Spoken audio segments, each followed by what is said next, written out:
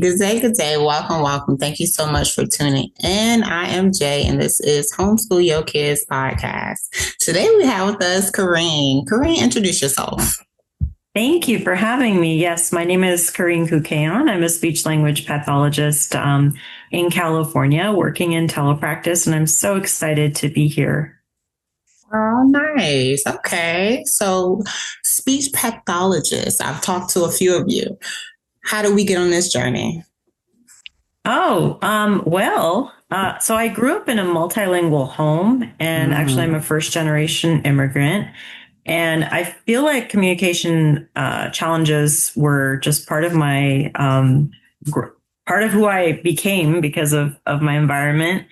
And so I was always interested in helping bridge the gap. I would translate for my parents. I had cousins who couldn't speak, so I'm bilingual in Armenian. I had cousins that grew up here that didn't speak Armenian, so it was a lot of bridging those gaps. And as I got older, I knew I wanted to be in a helping field, but I first started with majoring in psychology. I think a lot of speech pathologists do that. But that didn't seem quite to be where I was destined to end up. And so I took a course in linguistics and speech sounds disorders and completely fell in love with the field. And it just sort of felt like who I was, who I have been, the path that I've been traveling on. Nice. Yes. It's funny that you mentioned psychology major. I did an interview with a college ready consultant. Like she helps parents get their kids into college and graduated debt free. And she said that's one of the, how does she word it? That is one of the most unemployable majors. Interesting. Like, people major in psychology, but don't understand that you have to further it to actually work in the field. So people graduate with them and they're unemployable because they don't really necessarily have the credentials to work in that field. I've also heard currently from my own child who is a senior in high school applying to colleges. So we're definitely in that season of life as well, that apparently psychology is highly impacted. So there you go. Really? So it seems like it's a stepping stone for other areas. But sorry, go ahead. No, that's what I was saying. The major itself, psychology. Yeah. Because I even considered that when I was trying to figure out what I wanted to major in. And I took AP psychology in 12th grade and I loved him, like my teacher. And I was like, I could do this. But I didn't do it. I just did English. That's exactly where my daughter is at. She's in AP psychology and she loves it. And that's what she's thinking about. So we'll see. It gets you. It's so interesting because who doesn't want to know how people work? Like, that's we want to know how the brain functions. How, why are you doing that? Why do you do that? Like, that's... Homeschool families. Homeschool Yo Kids Expo and Homeschool Beats Academy are teaming up to bring you a day of real support and real inspiration. Come explore curriculum and enrichment, meet trusted vendors, and connect with the homeschool community. And at our featured Expo stop, meet Homeschool Beats Academy and see how students ages 7 to 18 can create original music through beat making and production with parent-friendly guidance. Get dates and details at homeschoolyokidsexpo.com. Everyone's biggest thing, because we can't read each other's minds. So it's like, let me learn how the mind works. I definitely feel like it's helped me in whatever path I've ended up on. But, it's not for everyone. That's for sure. It's a high burnout field. And not that speech pathology isn't. Speech pathology is as well. Any giving service field is. But anyway. Indeed, I know. But you're multifaceted. Because you have the dual language, which I feel all bilingual individuals are just brilliant, and y'all don't give yourselves enough credit to be able to switch between languages in the manner that y'all do. I am also a linguistic enthusiastic. I love that. That was one of my favorite college courses. So I feel you, girl. All right, so you just wound up here because you were helping everyone. You've been translating all your life. And then you said, all right, let's do this. Yeah, I have been doing this for about, oh gosh, when I think about it, every time the calendar changes, it's going on 28 years, believe it or not. Really? And Don't believe I it. love it. I love it. And I actually was working for other people forever. First, because of necessity, right? We're not always able to do our own thing, but the timing came. So 2024, I kind of launched on my own completely. It's been a journey there too. And I officially launched my own company last January, SpeechFit. And it's allowed me to really pick and choose, what I want to do. Although I work with school-based, a lot of homeschool students of all ages. I find that my passion lies in like the teens, preteens, teens, and high schoolers.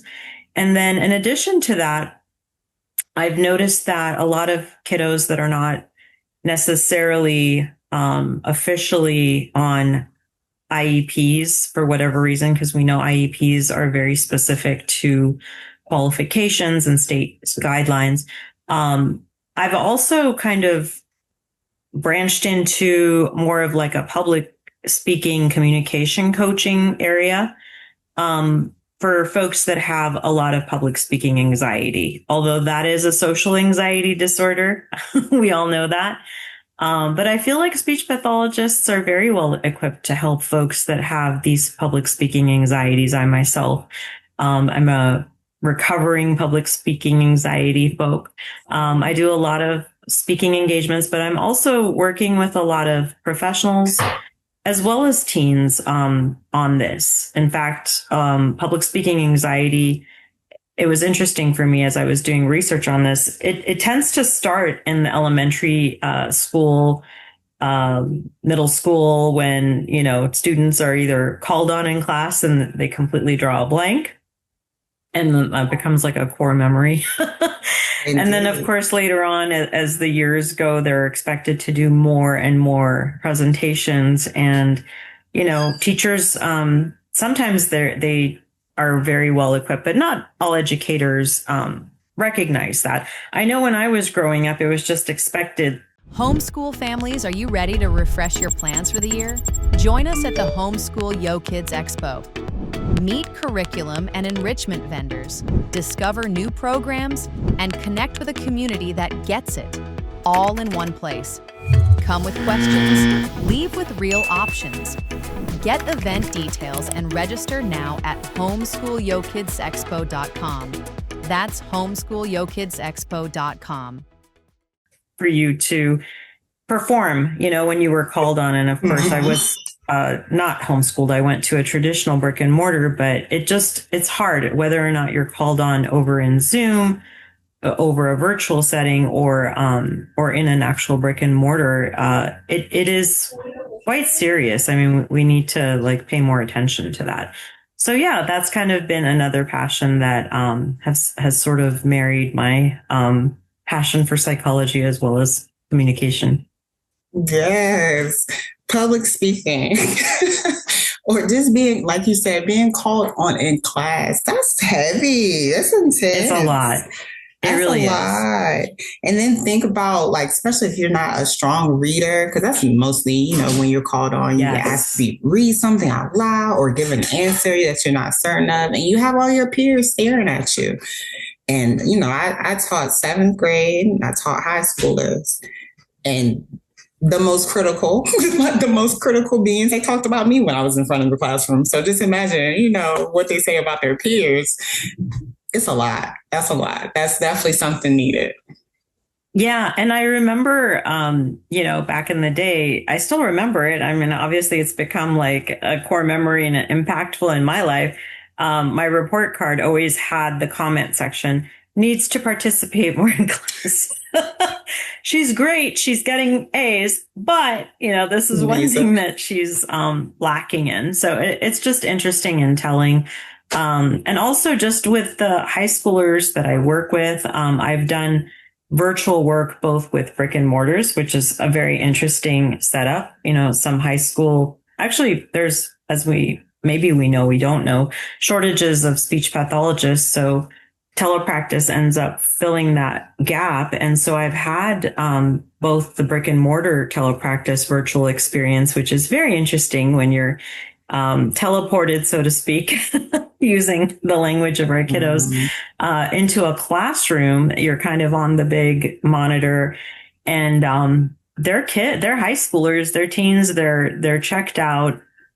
Really hard to make those connections, but it's been interesting. I very much love and prefer working with my older kiddos that are virtual, that are homeschooled, because of the fact that, the parents are on board.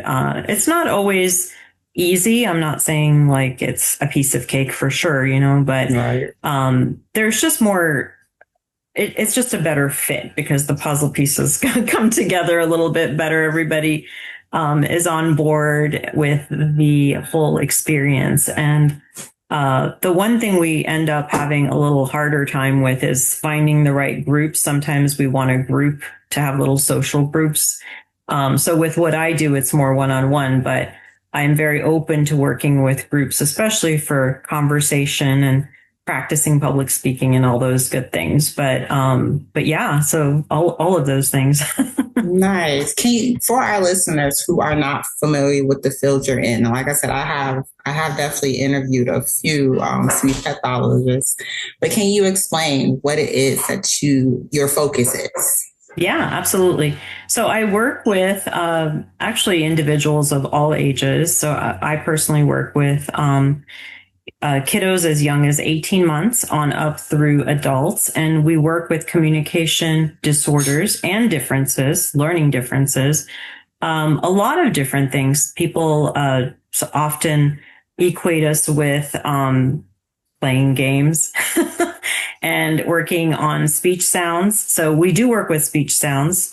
Folks, the way we determine that is there's standards of the ages that children should be producing their sounds. And again, we take into account, of course, different cultural linguistics. We wouldn't work on accents we wouldn't call an accent a speech disorder. Some people want to work on their accents, and that's a whole different thing. So yeah, we work on speech sounds. We work on language, both understanding of language, expression of language. With language, we would work on anything from grammar to semantics, which is, the vocabulary. Also what we call pragmatics, which is more of that social use of language. And that's where a lot of our autistic population would come in, and their neurodivergence. Some of us work with kids that are diagnosed with ADHD, kids and adults, I should say, that are diagnosed with ADHD. We help them with even executive functioning, which is basically a fancy way of saying organizing your thoughts, planning, being able to learn how to do note taking, prepping for testing, a lot of those things that educators do as well. So we sort of cross into a lot of different areas. On the medical side, not my area of specialty necessarily, but we also work with swallowing with kiddos if they have feeding issues. Such a wide, broad range of what we do. And then also for adults, it could be or children, I should say, if they've had some kind of traumatic head injury, which causes learning issues, memory issues, attention issues, we would work with that. As well as any kind of brain accident, brain injury, like a stroke or any kind of diagnosis. I mean, it's just so broad. And it's also sorry. No worries. I was going to say, I think we even, I can't think of her name right now, but it's immersed speech. But I feel like we even talked about jaw development, because you did just say something about swallowing and things of that nature. So we even got on that. It is really wide as far as the range. So there's also the oral motor component, where something called tongue thrust. I don't know if you're thinking of that, but a lot of dentists and orthodontists rely on us to help kind of fix the functional issues that are going on. And that's definitely an area of specialty, because otherwise the tongue, if it's still doing the old function, it could completely push the teeth into the crooked positions again.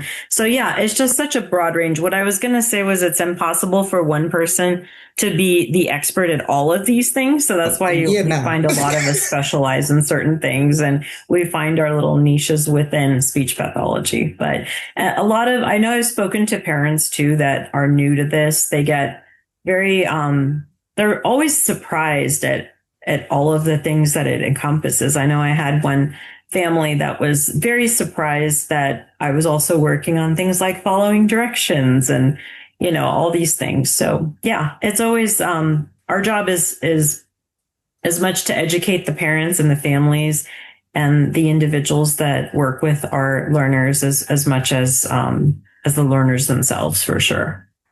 Nice. And your level of expertise is what? So I have a couple of areas. So as I was saying, it's the language, childhood language, as well as speech sound disorders. And then this executive functioning and also public speaking area. I'm finding, I think after I had my own children and they became teenagers became less scary for me. Before I became a parent, I was just terrified, even though I was working in a middle school and I did work in a high school for a short time. I feel like I started to really connect with my students and my learners once I had my own children and they became teenagers. So I feel like I have this passion for teenagers, especially the ones that have a hard time connecting socially. I have one student who basically asked me, she said, "Can you please help me with my text acronyms?" She can't understand what all of these different, she knows the basic ones, the LOL and all this, but her friends would text her and she's like, "I don't know." And I was like, well, I have to Google some of them too. So it's okay. But it just made me realize, the compensatory strategies that we take for granted, to Google it or just kind of fake it until you make it, so to speak. Yes, you have to kind of figure out a way around it, but it causes these little barriers and then they feel lonely. They can't connect, especially if they're homeschooled. So, started to really develop a heart for that. Yeah, no, I had students who would write and put acronyms in their writings. Oh, really? Papers. Yes, ma'am.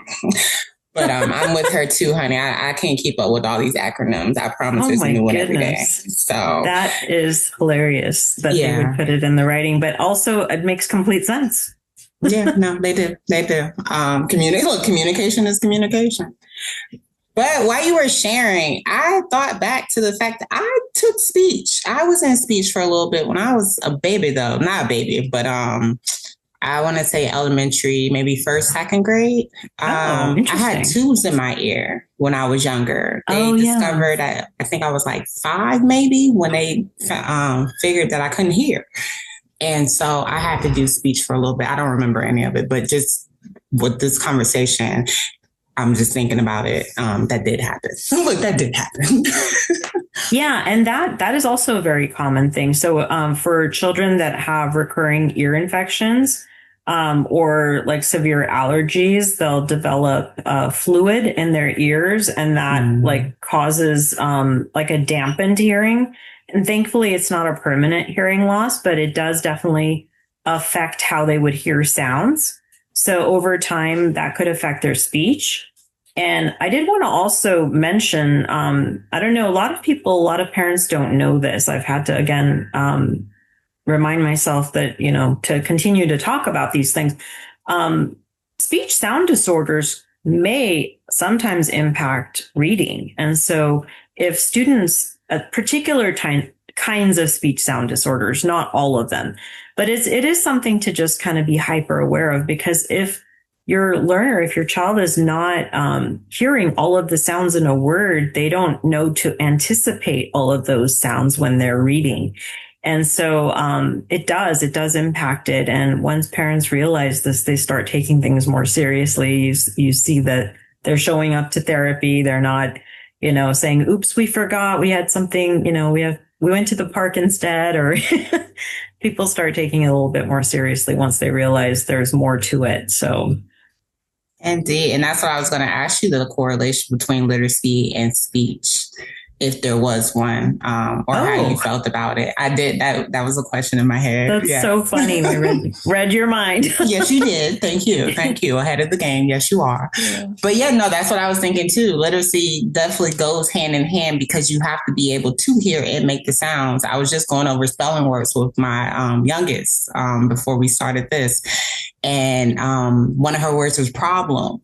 And I'm just like, problem, like sounding it out. And it's like, I'm trying to make sure I'm enunciating it the right way because it's essential for her to be able to hear it all in order to be able to spell it correctly. So definitely. Yeah, that's the other thing, too. It does impact spelling as well. So you see it in those two areas. And those are the students who should be qualifying for the IEPs because it's affecting their academics. So that's absolutely justified.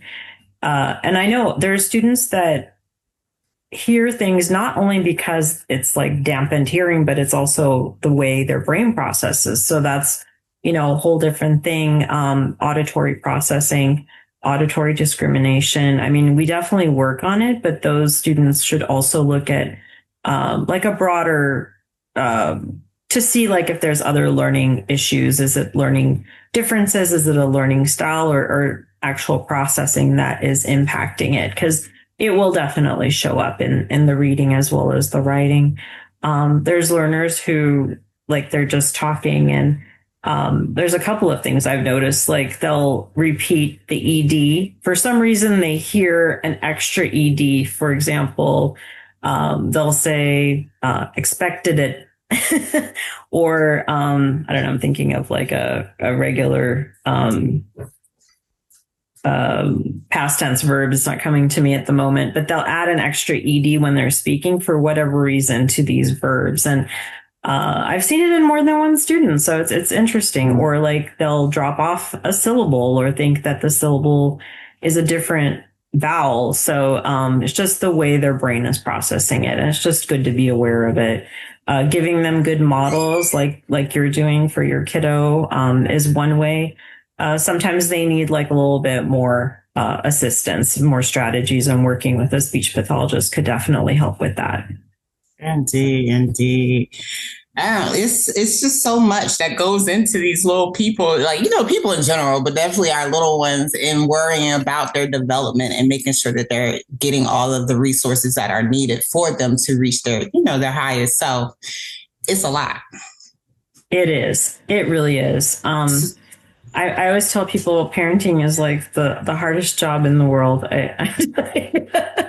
It really is. It's scary. And, it doesn't end when they turn 18. I have my youngest turned 18 2 to 3 months ago. And, she's terrified of turning 18, becoming an adult. But really? I'm like, well, it's not over yet. Yeah, it's very interesting because I wasn't like that. I couldn't wait till I grew up. And I feel like I grew up way too fast. And she just loves, she wants to stay a kid. She loved her childhood. And I don't know what we did to her, but she's like, what happened? She keeps saying, what happened to our childhood? Like, it went by too quickly. I know. And that's what, a lot of homeschooling families don't on the fact that childhood isn't that long. It's like you only have 18 years, and then the rest of the time is adulthood, and it's like, that's not favorable. Yeah, I don't like that. I know. Thankfully, we have great pictures to look upon. Thousands, tens of thousands of them that I took. Right, exactly. Oh my goodness. I have a newly 12-year-old. That's my oldest, and she always talks about going back. It's like, can you just push me back in? Can I just start over? It's so interesting how some kiddos are like that. Yeah. But It's this surprising. generation in general seems a bit different, like as far as their level of independence of what they want to do. Like you talk to a lot of these teenagers, they're not even trying to drive for real. I guess because of Right. Uber. I guess because of Uber and Lyft services, maybe.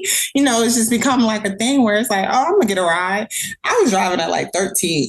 I had my own car at 16. Yeah. I was like, yo, I gotta get out of here. It's not a day. That is funny. So it's interesting. My own kids weren't like that, but what ended up happening, which I was not happy about, is none of their friends drove. So each of them, I have two. Were So the my designated son is the drivers. older one. Yeah, they ended up driving their friends, which I was not happy about because I'm like, that means I'm responsible for everybody. For all I know, that is And we had to really monitor that. So yeah, it's rough. But I don't know what that is, but I definitely have seen that too. I don't know why I think my daughter followed my son's lead, but my son just was like antsy too. He's like, he wanted to drive when he was 5. He'd be in the back of the minivan and he's like, when I am 16, I'm going to take this minivan and I'm going to go, I don't know, to Disneyland. And I'm like, you're not going to want to drive this van when you're 16. No, you're not. No, you're not. Not at all. No. Oh But I do, and I didn't even think about it on the level of responsibility for another child when I'm the driver being your child. Because I used to pile everybody up in my Geostorm, girl. Like, it was always supposed to have 4 people in there, but honey, we definitely made enough seats. Yeah, and everybody was in there. I cringed when my daughter was going to take, I don't know which group to what location, but I was like, you do realize how many seats are in the car you're going to drive, right? you are going to make sure they're not like laying across the back seat or in the trunk. See, you were giving whole disclaimers and like guidelines to follow. I don't know if my mom sent me out there with that. Like, I don't know, but we were just doing everything. Woo. Okay. Well, thinking back on it, like I would definitely, don't have more than 2 people in the car. Don't have more than 2 people in the car, okay? Because it's too many distractions. At least they're not in the time where you got to look for CDs to change the music or, like things that are real distraction. Because I have stories, honey. I have some stories. Oh my goodness. I know. Yes. I know. Development. It's all a part of life and adulthood and learning and growing. It's fun. Like, it's fun in the moment. Then like you think about it, it's like, okay, I'm gonna have to make sure I keep my eye on this or make sure I give guidelines for this because I know what I was doing. Yeah, exactly. we know way too much. Exactly. So do you work? I know you say you work with a lot of homeschool families. You also are in the classroom or in the schools? No. Well, yes and no. So from my own business, I occasionally will get like temporary contracts with schools as needed. But yeah, my big bread and butter actually is working with the homeschool kiddos, whether it be through charter schools or private families who reach out to me. I have one family that I work with that actually has, I think, 3 or 4 kiddos, and I work with 3 of their kiddos. Really? Yeah, it's been really great because when you work with the whole family, it's just I don't know, you can integrate a lot in there's just like a rhythm. Because I know when you do work with other agencies, sometimes you end up having your kiddo working with 3 or 4 different, it doesn't always work out. And I think the parents appreciate it. I try to work, very family centered in terms of like anywhere from scheduling to giving homework assignments that are very practical and will integrate hopefully into their day. Yeah, I mean, I've been there. I know I only had 2. I could only handle 2. Right. I have 2. Because I was an only child growing up. So like 2 was like very big leap for me. But I also understand, it does, I've had kids, their friends over. I know how it is, the noise levels and all that. So you have to be practical if you're going to make progress. And if communication is going to improve, you have to make things make sense. And how does it make sense? By integrating it into your everyday routine. So Yeah. So I basically work with mostly homeschool kiddos. I have been doing some in-home in my area as well, the drivable in-home ones. I feel like, I don't know if any of your guests have talked about this. COVID has been interesting because we're now, can't believe it's 6 years. Right. But That went by so quick.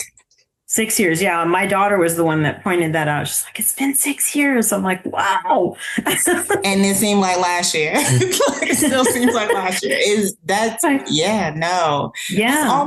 on the other side of a decade. Like that's closer to a decade than. That's right. And I've done this virtual speech pathology thing going on 16 years. So I started in 2010 pre-COVID. So I saw what it was like before COVID and what happened during COVID and now after COVID. And I honestly feel like for a lot of folks that are not comfortable with, again, the virtual environment, I feel like it hurt the whole industry in a lot of ways because people didn't have good experiences.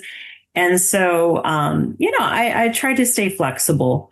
It's been an adjustment for me. I try to do hybrid if it makes sense, and in person if it makes sense. I'm also trying to let families know why it would be beneficial to do some hybrid. If it doesn't mean that you have to do telepractice, it may or may not be for you.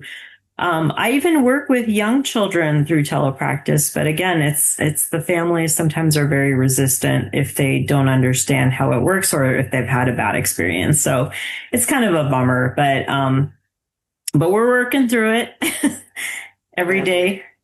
Yes. So they don't like the virtual?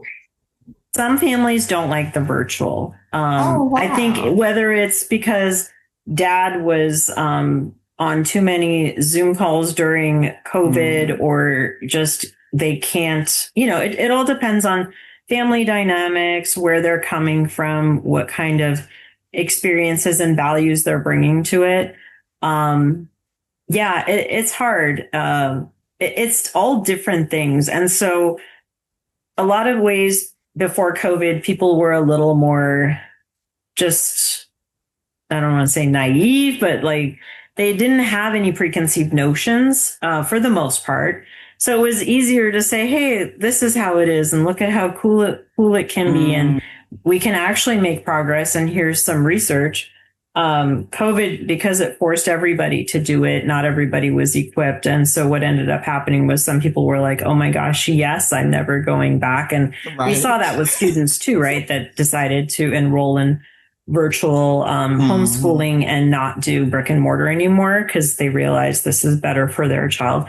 But then you had the other side. It was like, no way. And if you bring it up, it's like, oh my gosh. Yeah, it's just interesting because I talk to all kinds of different families and I try to stay flexible, but I still feel like my passion lies in telepractice because that's when I got into telepractice, it was literally it was a crapshoot in the sense that I had to take a chance on it. In 2010, I wasn't sure what it was. And it was something that an opportunity came up. I had taken a few years off to raise my own children and saw a Facebook ad for a company that was doing this online speech therapy. And I said to my husband, is this a scam? What is this? Online? They're doing this online now? And when I applied, I was very pleasantly surprised. And again, I encourage anyone listening, if you're not sure, encourage your kids to take chances, take risks, I tell my own kids to take the path that's least traveled by. It won't always work out, but you never know. How are you going to know unless you try? So it set me on that course to go in that direction of something new and innovative. And, here I am. Nice. No, I could see why, it goes both ways with some being like, okay, let's do it. And then some like, no, I'm over it. Like, I don't want to do it. Because technology, it's all... It can get tricky for some people. Tricky and overwhelming. It could be a system. I was going to say a system overload of like, okay, this isn't working. This isn't working out. But as clear. Like you're clear right now. Like your video's clear, your speech is clear. There's nothing that I'm having to question or guess about. So, I mean, it works and it is helpful because you're able to reach more. I feel like you're able to help more people. Reach more. And if a student or child needs more frequency, it's a little easier to schedule because we're so busy. So, yeah, I mean, I feel like it does. It's an additional benefit. And I use it in my own like medical, in my own healthcare, right? Like if my doctor offers it, I would prefer to do that. I also take care of my elderly mom. It's like, I would prefer that over taking her because it's so much time, and time is so valuable, and not just time is money, but your time, you don't get that back. Yes. It's just a lot in general, having to drive places, traffic, and all that good stuff. I have a friend who does her telehealth visits, her doctor's appointments. She has a scale like right by her front door. And I was like, what is this? Like, why do you have this scale? I said, this is a bit like, I don't even know. Like, is this bullying? But she was just like, oh no, that's she was like, that's for my telehealth appointments because my doctor always wants my weight. I'm just like, oh, okay, well, let me get with the times. Because I was like, why you got this right here? I would decline at that point. I have a friend who taught me that. She's like, I decline when I go, I just tell them I'm not in that boat, but she, for personal reasons, doesn't want to stand on the scale. I'm like, you can do that? Yeah, no, I don't do that. I don't stand on scales all voluntarily either. Like, why would I do that? That's crazy. My goodness. But my girls are learning martial arts on virtually right now. And I never thought that would be a thing. But someone reached out, said he wanted to try some things. He was starting up a kids martial art class, and my girls were the first one to be a part. And now I think he has a good 5-6 students up there now with them. And so it's like, okay, let's do it. Amazing. I love that. That's right. Really cool. He's all the way in California and we're in Arizona. So it works and they like it.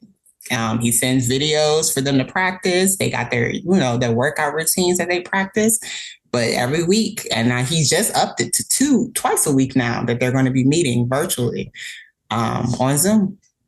I love that. I should check out this person. Right? I'd love to give him a shout out. I'm in California actually too. In the Los Angeles area. Mm-hmm. Oh, yes. Okay. So I think he's more northern. I know when we were in Rancho Cucamonga, he came and met us there. So they did get to meet him in person, and he did some training with them there at my friend's house and everything. So that was cool. But I would definitely, Mr. Bennett, Coach Bennett, or Sensei Bennett. I will give you his information though, so you can. I know I have families that would love that. Okay, cool. Very cool. Yes. I love that. And he's about to go to Japan too. He's about to go to Japan. I think he's going, or he's there this week because they did not have class this week because of the trip. So that's cool too. So, but I'll pass his information to you, ma'am. I need to get him on the podcast too. Thank you. Appreciate that. Of course. So how long do you typically work with a family? I did have one question about the family that you were working with the 3 kids. Are you working on the same thing with those 3, or is it all different types of things that you're working on with? Oh, good question. So yes, it is all similar. They're all similar, but they each have slightly different needs because they're different ages and they're different people. Yeah. But it is actually very similar. So that's when, you start to kind of see evidence that there's probably some kind of genetic or familial. And that's link. What I was going to ask and next. I do, like, is this just are speech impediments or speech delays or any kind of speech anything? Is it something that is normally something that is genetic or hereditary? Yeah. So yes, absolutely. And in my case history forms that I have my parents or families fill out, there's definitely a question there that I pay attention to. Is there anything in your family? Even learning issues, again, this is not to I know how we are as parents. Like we take responsibility. We say, oh my gosh, it's my fault. That was on my side of the family. So I caused this. That's not what this is about. This is, and I almost, sometimes I regret those questions because I could see, because I've been there too, all those things that you see from your side, then you see it in your child and you're like, oh gosh. It's painful. It's hard, but it's also good to be aware of it because then there are things that can be done. One of the things that I love is the parent that is proactive. So I have some families that say, I had this, my family did this when I was younger, and look at me now. And do you think this will help my child? And I say, yes, absolutely. For the folks that are like, they'll grow out of it. I know I have some colleagues and I still see the term late talkers. And I'm like, what does that help? How does that help anybody to just sit and wait? I don't know. I guess if finances are an issue, maybe, but there's funding sources, even in this day and age where things are getting a lot of cuts and a lot of budget cuts. There's still ways around it. I'm trying to put out more educational content as well for helping families, courses they can take on strategies they can use. Sometimes it's just, as far as answering your question about how long do I work with a family, it all depends. But I do feel like if you start younger, there is less poor habits that are instilled, like for the speech sound portion. There's a window where it's too early to start for certain sounds, but the professional is the one that can tell you that, and you have to trust that professional's opinion. So there are certain ways of knowing, are they able to do it now or not? And some of it's by age, but it's also individual. It's about the kiddo and how focused they are. And sometimes they're not ready, but 2 months is a long time in the life of a child. 2 months later, they may be ready, or maybe we do something and it clicks. Like there's something that clicked with them, something they can associate. And all of a sudden now they figured it out and they know how to hear. A lot of executive functioning, that planning, that self-awareness, increasing self-awareness. This is specific to speech sounds. That helps a lot. Some kiddos take a longer time to develop those things, and it has to do with brain development and all of that. But if you just sit around and do nothing, right? I don't know how that's beneficial. So I do feel like early is better. I'm a big proponent of that. And there's also things that can be done, things that parents can try on their own. I don't think you can harm your kid. I know some parents are very nervous about the correction piece when it comes to speech, and I can understand that. It's tricky. That's why you've got the professional there. But once you figure out how to get them to say it, then the parent can continue and do these small things throughout the day. So typically, again, how long I work with them, if it's a young kid and we're working on language development, and you're not sure. I always say, like, give it 6 sessions to 8 sessions. Let's see how it goes. Typically 8 sessions, we're able to establish rapport and get kind of a rhythm going. And then we can talk about, do we want to continue or not? And is it working or not? And sometimes it's like we can take a break and then come back to it. I have to say speech sounds take a lot longer. So it tends to be more like 6 months to a year. Certain sounds are a lot trickier too. So yeah, I think it's harder with certain things, but it's not an overnight fix. I wish it was a magic wand, but it's not. Yeah, no, I definitely feel you on that. Question though, because you talked about the early intervention, or I call it early intervention, but yeah, absolutely. The earlier the better. When should you worry? Because I have 2, of course, and we're not supposed to compare and contrast, and everyone's different. They're all individuals. However, my oldest was above and beyond, and she was talking in complete sentences by 2. my youngest had me worried because I couldn't understand anything she was saying at 3. So, but she was talking, but my oldest was playing translator for her. And she said, and I know she was making up half of it, but she was her translator for the longest. But now she talks so good, Karin. Like she talks like an intellectual, like wow. Yes, it's so weird. But so when should you be concerned? And you did not, if I may ask, you didn't have any speech intervention for the nothing. No, that's great. I'm so happy that everything worked out. So typically what we advise is if they're not putting 2 words together by the age of 2, so it's that 2, and not putting 3 words together by the age of 3, that's one red flag. Kids, again, there's the broad range like we talked about, and we don't want to compare. Typically at 18 months, they start putting 2 words together. And by 2, we want like 2 separate concepts. And if they're like signing, I think it's good for all families to use sign language. Karin. Oh my gosh, that was going to be my next thing. Like, how beneficial is the signing with the speech? We've got some synergy here. I love it. Yes. Go ahead. Oh, I think a lot of parents are so nervous that if they introduce things like sign language and even devices like the AAC augmentative devices that some kiddos use, it's starting to become more common practice to introduce these things as tools for all kids, particularly kids that have trouble or they get frustrated. It just helps them regulate themselves. And honestly, like using gestures with language, like if a kiddo is pointing and saying a word, that is a really good sign.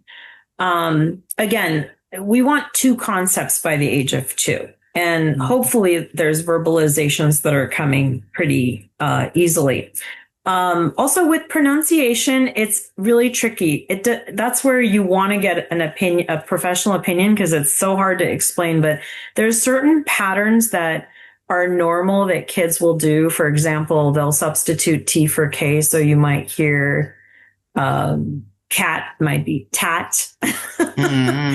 Or I'm trying to. And we think it's so cute. We think that's so cute. Or they'll leave off sounds like stop will be top. And I know I had a kiddo that was saying ticker for sticker, but she was already 5. So that's too late. So a lot of those things should drop off at the latest by the age of 4. So yeah, I mean, it's just one of those things where if you're not sure, it's always good to get an opinion and see where, if you can get some strategies to help along the way. But hopefully that answered your question. Yes, ma'am. It did. Thank you. Where do we find you? How do we access your services? Yeah, absolutely. So my company is SpeechFit, and I have a website, SpeechFit SLP. I also have an Instagram, SpeechFit SLP, and I will share all of these things with you. I'm also very close to launching my Teachers Pay Teachers shop, which is going to have a lot of resources for all educators, parents, anybody that would like to get some extra ideas for how to help their kiddos. So yeah, and I am locally located in the Southern California area with limited access to in-person, but definitely I actually have licenses in California, Arizona, and Texas. So nice. I can work with students across those 3 states at this time. So yeah, super excited to become hopefully a part of your community. Of course. And before I let you go, 3 things you would tell families if they didn't hear anything else, take this with you. Oh gosh, 3 things. I love it. I think be in the moment. It's so hard to kind of drop the worry of what needs to be done, whether you got to finish this homework assignment, got to cook dinner, got to clean the house. Try to be in the moment. I failed, I think, as a parent a lot of times, but there was that one time, and actually we remembered this past weekend, where my kids spilled milk across the table. And it was the worst timing. They're not going to spill milk at the best timing. Okay. And what we did is, instead of getting upset, I actually started taking pictures because I was like, look, it looks like a bear. Or they're like, oh, it looks like a bear. And I was like, what do you think it looks like? So just be in the moment. Two, try not to lose sleep over those small things. Try to enjoy your kids. I tell parents that as well. And three, just be kind to yourself. Take care of yourself, because it's so easy to burn yourself out to try to do everything. So I should have probably moved number 3 to number 1, because again, if you're not getting sleep, if you're not eating lunch, if you're not exercising and taking care of yourself, you're not going to be able to do that for your kiddos. So those 3 things I would say. Big things. And I'm so glad you mentioned that, because you're my second year interview of this year so far. I took a break from August till now. Oh. And last year I started asking my guests, and I forgot. I did not do this on my first one. I'm sorry. But how do you self-care? Well, that's a work in progress, to be honest with you. What I'm trying to do is not make it about the treat. Like, oh, I get, I set aside my, not to plug Massage Envy, but I guess I just did, Massage Envy membership. That's just something that I have that I treat myself to. Nice. But I'm realizing it's not about those treats. It's not about, oh, I'm going to treat myself to a coffee because, I earned it or whatever. It's about like what you're doing on a daily basis. And that shift has been harder for me. So I'm hoping, I'm not doing this perfectly, but I'm hoping to get more sleep in 2026, to fit in more walks. It doesn't have to be a 40-minute walk. It can be 15 minutes in the morning and 15 minutes in the evening. And just, making sure I eat properly, and I don't like skip the meal and then like squeeze it in between multitasking, which has been terrible habits that I've developed over the years. So work in progress. Yes, but there's progress. So baby steps always.